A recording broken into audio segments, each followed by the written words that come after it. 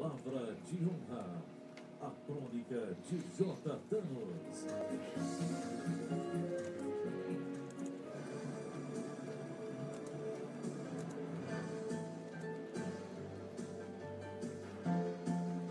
Olha, meus amigos, minha mãe que está me ouvindo lá em São Paulo, querida, um beijo para você, mãe. Olha, meus amigos, apesar do prêmio Nobel, ou Nobel, como vocês quiserem, Simon Kuznets, já ouviu falar desse nome? Não? Ele, apesar dele ter sido o criador da fórmula que envolve o conceito de PIB, Produto Interno Bruto, né? E que isso tenha sido o parâmetro da economia desde o século passado, me perdoem a falta de modéstia em fazer essa sugestão, mas é preciso rever os índices que classificam a riqueza de uma nação, pois hoje eles não mais se adequam à realidade produtiva dos países que a utilizam. Somos escravos da economia estatística, que ficou ultrapassada pelas novas atividades praticadas pelo mercado, inclusive pela participação de camadas consideradas anteriormente improdutivas e que são verdadeiramente uma força poderosa na sociedade atual.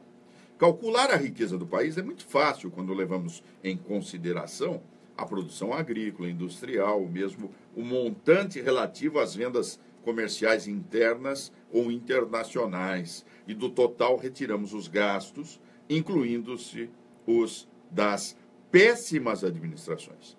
É preciso compreender que o grande atraso econômico devemos à administração pública, que continua gastando mais do que arrecada, e isso diminui o saldo positivo da balança econômica do país.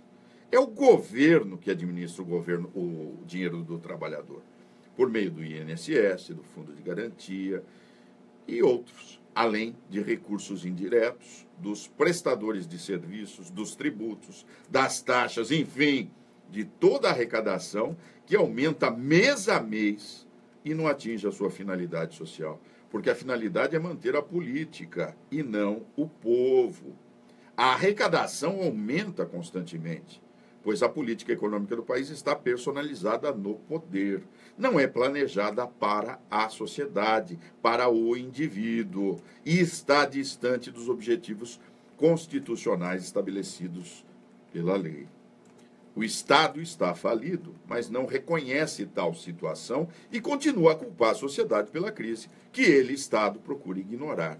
O PIB é uma desculpa para justificar qualquer superávit ou crise profunda, pois é representado por números que enganam a realidade matematicamente. Um dos exemplos mais simples para o entendimento do leigo são os impostos sobre produtos sempre inferiores ao consumo do governo. E esses dois índices não têm transparência, arrecadam muito mais do que se divulga. Vejamos, os aposentados tidos como inúteis. Não vamos tampar o sol com a peneira. Para o governo, o aposentado é uma figura inútil. Considerados parasitas que sugam a Previdência. É assim que o governo vê o aposentado. Apesar de terem recolhido para a merecida aposentadoria. São eles os responsáveis por uma infinidade de pagamentos, meus amigos. É o aposentado, que não são computados como tal. Você quer ver o seguinte? Aposentado, né, o avô, normalmente avô, né? Tem um ou outro aí novinho que não é avô, mas aí não conta. A maioria já é de avós, né? Eles pagam mensalidade das escolas dos netos, ajudam no pagamento de aluguéis das residências dos filhos, entre outros, que os tornam essenciais para a estrutura familiar da sociedade. Por outro lado, por não possuírem uma organização politizada, são os que mais sofrem com os aumentos pífios e indignos. O dinheiro do aposentado movimenta a economia, diferentemente de outros. A saúde movimenta a saúde. São os que mais compram remédios, utilizam o sistema de saúde público e privado ou privado e mantêm a alimentação da prole, com os parcos recursos desvalorizados ano a ano pela política de abandono do idoso, praticada pelos governos que os arrebentam a cada nova gestão. Os idosos são fontes de renda para muitos de seus parentes. E mesmo assim, eles não entram, não são computados no PIB de forma positiva, mas sempre de forma negativa, como se causassem a crise do país. A Previdência não vai quebrar o Brasil, conforme jornalistas ignorantes propagam diariamente. O que está gerando a crise é a falta de gestão em todos os âmbitos, inclusive na Previdência. O trabalhador também tem que ser realinhado ao novo modelo econômico, que está distante do velho e ultrapassado conceito utilizado pelo PIB.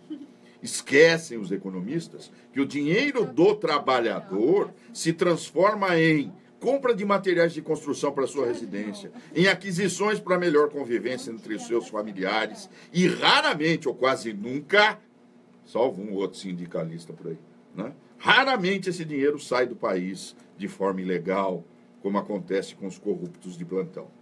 O dinheiro adquirido pelo trabalho honesto se transforma em riqueza interna, diferentemente do que se propaga.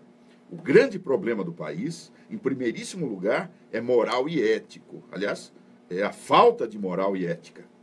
Em segundo lugar, é considerar que os índices utilizados para medir a riqueza da nação devam ser os mesmos consagrados pela economia de 50 anos ou mais lá do passado.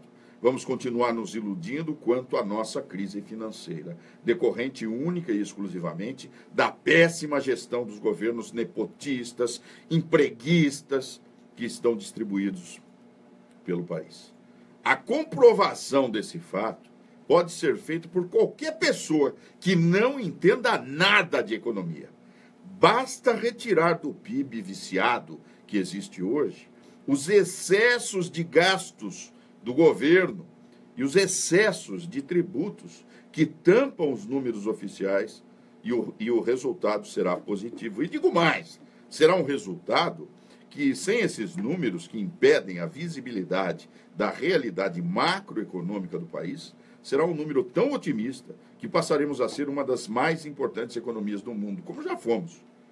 Aliás, já o somos de fato. Nossa crise é de confiança.